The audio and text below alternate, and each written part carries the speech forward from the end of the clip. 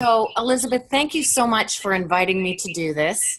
And this is a real passion of mine, talking about learning differences, learning disabilities, and how teachers and professors can support students. So I taught in schools in special education for 13 years in public and private schools before I went back and got my doctorate in special education. And after that, in 2002, I was hired by San Jose State University as an assistant Hmm. professor, and Hmm. I've worked for San Jose State all the way through 2018 and Hmm. had a wonderful career in Hmm. the Department of Special Education, working with teachers, supporting Hmm. students, and doing a lot of research on how to better support students in inclusive settings. Thank you. So, can you maybe tell us, explain what is or what are learning disability? Is this appropriate terms or respectful way to discuss this area? That's a great question. So let me pull up a slide to talk about this. You see my Yes. slide, I'm assuming. Yes. So basically, the term learning disability it's an umbrella term, and it Mm-hmm. really covers a range of neurologically based disorders. And the term learning disability it's an educational term, and it Mm-hmm. also is a medical term.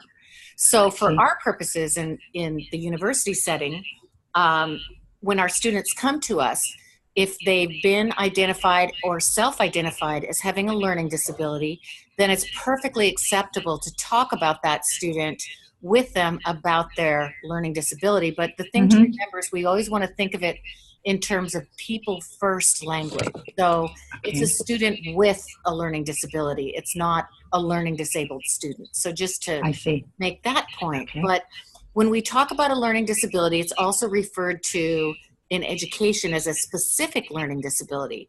And there's Mm-hmm. really 5 areas where we can see this manifest in a person. And Mm-hmm.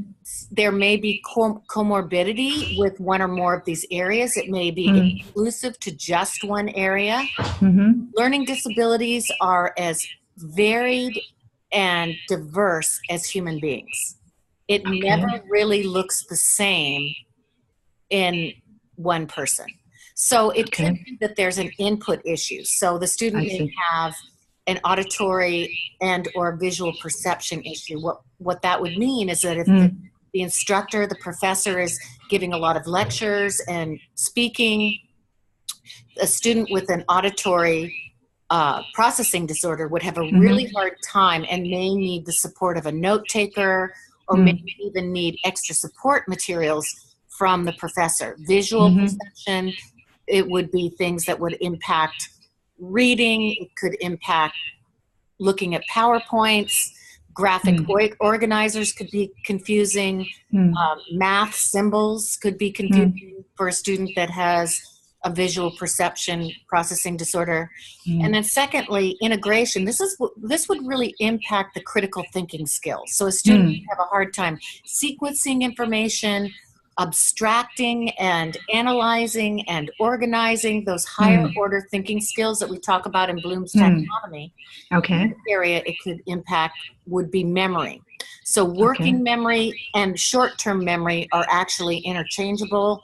It's when information goes into the brain, what Mm. happens? For example, there's a test and a student, a student has studied and studied and studied, and they come in and Mm-hmm. take the exam and they can't Mm. access that information and pull it Mm. out of the long-term retrieval system. So Mm-hmm. memory is a really big issue that you'll often see, and it may be puzzling to a professor to think, well, it looked like that student really understood, Right. or we Yeah. met in the office and he or Mm-hmm. she really seemed to understand. Why can't they produce on the test? Mm-hmm. Output would be expressive language. These would be students that are really struggling in group work and in sharing at a group level or Mm. expressing themselves with oral Mm. language. And then Mm. the motor skills, fine and gross motor, aren't always problems that we would see because there's so much technology Mm-hmm. that students can access, and how we would define them. Okay. Wow, I see. This is really a wide range of Very wide range, possible Elizabeth. disorder. Yes, So they could have more than one of these. absolutely. And that's why when we get to the questions where we're talking Mhm. about what should the professor do, what do Right. faculty members do, we'll talk about that, because Okay. when you start to learn about learning disabilities, it can seem so overwhelming and large. Right. But the reason why it's referred to as a specific learning disability is because in a student, it would be very specific. And Okay. if they had reported and gotten some accommodations from the Mhm. Physical Education Center, then it Mhm. would be very, very specific. It would not be a broad-based accommodation or modification that a professor would have to provide. It would be very, very specific. But we'll address that more when we get Okay. to those Yeah. questions. Then, from your experience, Professor, are there any common types, or I hate to put it, label it, types kind of a learning disability that you've experienced, you've seen in college? I think that is actually a very excellent question, Elizabeth, and an important question, because typically where we see most learning disabilities manifest is in the area of reading comprehension, and processing of information, and then writing.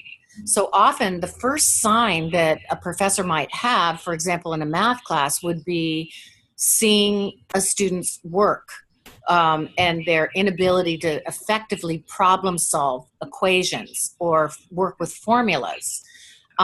In an English class or a literature class or a history class where students are asked to write papers, a professor might see that a student is very verbal and able to work well with others and socially very adept, but the professor looks at the paper and can't connect the student that they see in class with the paper.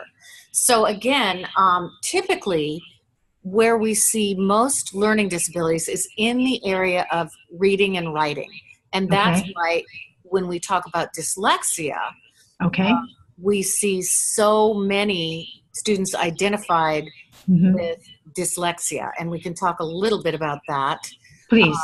On the next slide. So dyslexia is a type of specific learning disability that impacts reading and language-based processing skills. So it can differ, again, in each individual, but we'll see it impact reading fluency. And so this is where, you know, often professors are assigning large amounts of reading to students. And a student may really struggle with keeping up with the reading because they have a hard time decoding, or with reading comprehension or recall, writing. And so dyslexia is often referred to as a language-based learning disability. And it's typically something that we would call a high incidence disability. Many of our students come to us with reading and language-based processing skills. Can you define, elaborate, what do you mean by high incidence? Oh, good question. So high incidence means frequently occurring.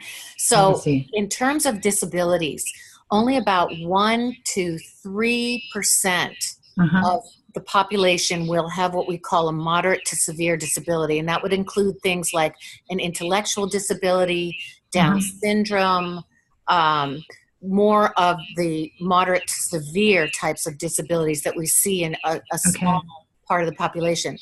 What we would call high incidence disability would be more of the mild to moderate range, and these would be learning disabilities, dyslexia, auditory processing problems.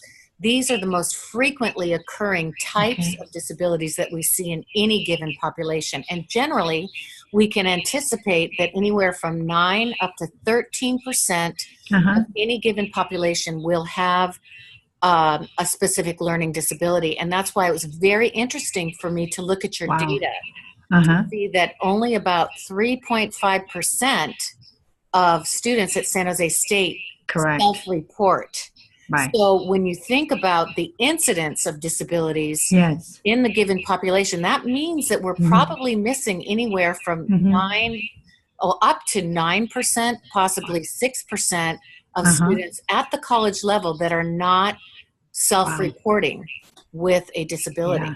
learning Yeah. disability. Right. As I have learned from the statistics nationally, there are 65% they do not disclose. That's right. So, and That's now right. that you mentioned about dyslexia, what can faculty do? Are you saying do not assign that much reading, or what can faculty do to interact, to teach? So let me stop sharing for a moment so you have my face-to-face on this. So Thank you. I would really like to encourage faculty members to think about relationship with student, that each student is an individual, and to really sort of adopt, if possible, a mindset that is inclusive. So think about our students. I was looking at the demographics. So 41% of our current demographics are Asian students. Yes. And then the next highest population are Latino or Hispanic students, and white students, and then Pacific Islanders. So when you think about the multicultural and diverse student population that we have at San Jose State, we have to also keep in mind that all of these learners come to us with very different kinds of backgrounds. Some of them might be English learners, and I need to make the point that often an English language learning acquisition issue can look like a learning disability. And that can be very, very confusing. Yes. So it's very important that professors understand that second language acquisition issues can also appear to be similar to what we would describe as a learning disability. And that is an entire learning curve, and there's no easy answer to that. I wish I could say, oh, you just do this, and that's how you know the difference. There is no way to understand the difference that easily. But for those students that do self-report, it is really their job to make the appointment with the professor, to come and to work with that professor and say, these are the accommodations and the modifications that I need. It's not the professor's job to have to figure that out. That's something that when the student goes and gets assessed or goes through the intake process at the Accessible Education Center, there's an entire workup that's done. There are accommodations and modifications that are discussed with the student, and it really is the student's responsibility to make that appointment with the professor and to inform that professor, I need a note taker during the lectures. I may need extra time for the reading assignments. I'm going to be signing up with Writing Center to get some help with my papers because I have a real struggle with writing. It's really on the student to do that. Now, in the case where we're talking about that possibly 65% of students don't self-report. Right. What do we do? That's a struggle. And what I would encourage professors to do, because legally we can never ask a student, have you ever had an educational plan for a learning disability, or do you have a learning disability?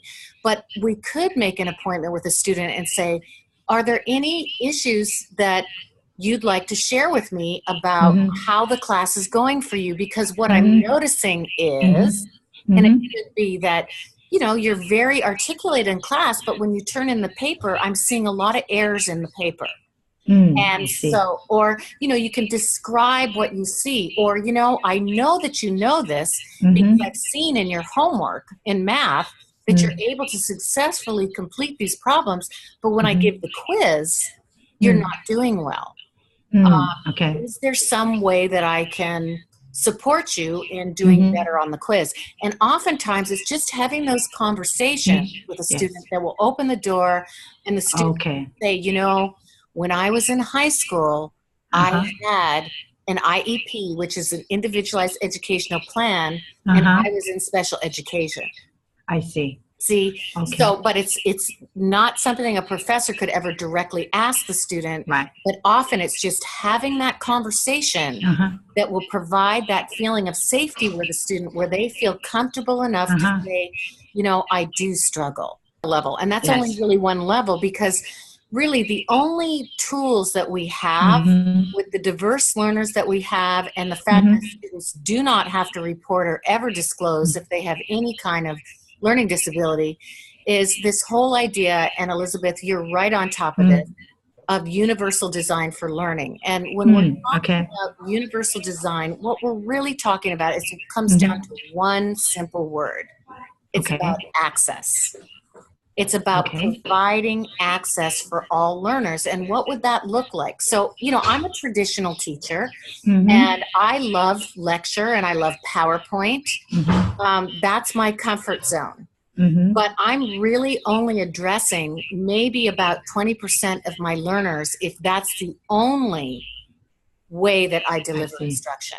I see. And so for those of us that are not digital natives, which are most of us that are in Yes. professorate, we didn't grow up with all of this technology, and we didn't grow up with all of this visual input. We were really more auditory. We grew up in school, and by fourth grade, we were reading, we were answering questions out of a textbook, the teacher was at the front of the class delivering instruction, and all the way through college and higher education, that's been the model of delivery. But with today's learners, whether they have a learning disability or not, they are learning in many, many different modalities that are very foreign to us. And so that's why I just encourage faculty to really take advantage of the many, many resources that are at the Center for Faculty Development and learn to grow in this area. It's uncomfortable, Yeah. but when I started at San Jose State in 2002, the first thing that I had to do was learn how to teach online, learn how to use technology, learn how to use a whiteboard, and integrate strategies that could meet the needs of my very diverse learners. So that's the part that I think is on the professor to take upon themselves. It's not their job to have to figure out every single need that every student has in the class. The best that we can do is learn how to put into practice these access principles, which I'm sure you have a lot of opportunities for faculty to take trainings and things like that on universal design for learning, because universal design for learning, it's all about access, all about providing every learner in a classroom multiple entry points of access to the content. Yeah, thank you. So what I'm hearing from you, again, the key words access. It's kind of teaching for learning. Yes. Yeah, and building a relationship with the student. Yes. Those are the important key points. Well, and some things to ask ourselves is, we know that there's a lot of good teaching going on at the university. We have outstanding teachers on our faculty. But the question really is to ask, can we see the students learning? We can see the faculty teaching, but are we seeing evidence of students learning? Good question, right. How do we see their learning? Exactly. And so that's where this idea of access and the other thing that we talk a lot about at our university is equity. And really, a one-word definition for equity is fairness. So along with the idea of access and providing access to the content also comes this idea of, is the environment that we are creating in our classroom, is it equitable? Are we providing access? Is it fair? So we have multicultures represented. And we do have some cultures that are less verbal than others. We have some cultures that are less inclined to stand up in front of the class and feel comfortable. So are we providing access for those learners so that they can demonstrate their leadership, their knowledge in our classroom? So we want to get away from this idea of one size fits all education into more of an accessible and equitable environment. Thank you. This is very profound, and it's we have to think differently. Yes, We do have to think differently, Elizabeth. and And think it's pain, and Mhm. I'm going to be honest, it's painful sometimes. Yes, We're yeah. asking our students to stretch and to grow, Mhm. and we ourselves also have to Mhm. be in that mindset of Right. lifelong learning and Yes. continually growing, because Mhm. our world is changing so much. The Mhm. technology changes. We all have Mhm. children, grandchildren, and you know, Mhm. children before they can even speak can Mhm. use iPads and iPhone. 5-year-olds are coding, Yes. and these are things that are really happening in our Uh-huh. world today. So are we keeping up with, not that we actually Uh-huh. know how to do all those things, but Yes. are we aware that our learners come to us with Uh-huh. this skill set? And are Mhm. we Yes. utilizing that skill set? Because if we Okay. look in the old model, sometimes we're going to be very disappointed in Mhm. our students. We're going to Uh-huh. be disappointed that they aren't the readers that we think they should be, or they aren't the writers that we Mhm. think they should be. But can they do Mhm. beautiful video Mhm. and get up and produce some Okay. kind of Okay. genius I technology think work? Yes, they can. I see. You Should see? think of options. Think of options. Exactly. Yeah. So Option. Good. yes. Good word. Thank you. Then I guess, do you have any other stories or maybe last minute comments to share Sure. with us? Yes, please. Well, through the years, I've had the privilege with working with so many different kinds of students, and I've had students that have identified themselves as being on the autistic spectrum, and I think Mm-hmm. we're seeing more and more of that in the Mm-hmm. university. And the beautiful thing about being open and Mm-hmm. approachable, because I also read in some of your research with Mm-hmm. 23 students that you, I think, done some focus group survey Mm-hmm. work with, Yes. that at the top of the list was was a professor that was approachable, Yes. meant a lot to them. And Right. so, approachable can sometimes just mean an open stance in front of the Mm-hmm. classroom, a smile, a Mm-hmm. willingness to stand at the door and greet as students Mm-hmm. come in, a willingness to hang out and Mm-hmm. talk after class. Those kinds of things open the door for students that may have a lot of social issues. Mm-hmm. And that's another area we didn't really address here, and it's probably the last thing I'd like to talk about, and those Mm-hmm. are nonverbal learning disabilities, are the social skills issues that we have. So the students that don't make eye contact, the students Okay. that seem to have really inhibitions about relating or talking to their peers or Yes. talking to the Uh-huh. professors. Some of this can be an indicator of a student that may be on the autistic spectrum. Oh, And so we really? need to be very, very aware. In Mm-hmm. Silicon Valley, the incidence of autism Mm-hmm. is, I think, 1 in 166 children are identified on Wow. the autistic spectrum now in Wow. Silicon Valley. It's growing. It's a growing Wow. population, and these are often students that have pockets of brilliance in math and Yes. technology, and we probably, I would venture to say, have students right now in our classrooms that may or may not have identified themselves as being on that spectrum. Hmm. And so it's important to realize that sometimes if you see a student that may be exhibiting some of these nonverbal Verbal. learning types And of disabilities that we this. talk about, that it Uh-huh. actually may be part of a student's challenge and potential disability, and to understand that and to not look at that as someone that's being avoidant Mhm. um, Right. or rebellious in any kind of way Mhm. towards instruction, but really Mhm. it could actually be an entirely different scenario. So again, to Mm. just keep that openness Mhm. and that open-mindedness towards students and learning and learners.